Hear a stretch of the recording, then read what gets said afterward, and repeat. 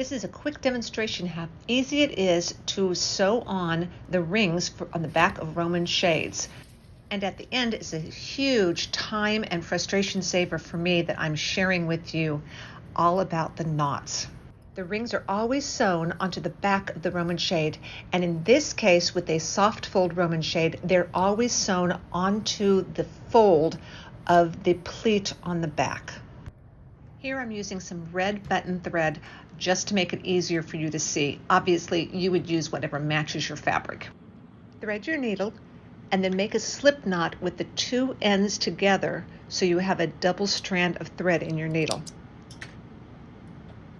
Start by bringing your needle up through the fold and pulling the thread, but stop before you get to the knot, because here you want to bring your needle between the two threads right before the knot and pull it tight, and that will lock that thread so now it can't pull out even with a loose weave fabric. Insert your ring over the needle and down the thread, and then bring your needle through the fold again, through the ring, and pull it tight. And then repeat that several times. 3 or 4 times should do well. Now it's time to secure the ring with a pair of knots. Make a slip knot, and the first time take it around the ring, securing all those threads. Then make another slip knot, and this time with your thumb and middle finger pulling it tight and setting it right against the bundle of threads.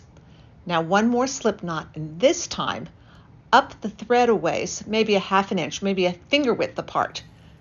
Hold them tight and pull.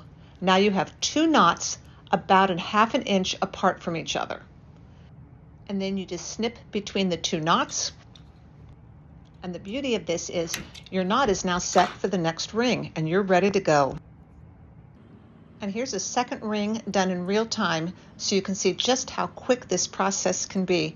Imagine these rings are 8.5 inches apart though. Don't forget to secure your knot by threading your needle between the 2 strands of thread. Then attach your ring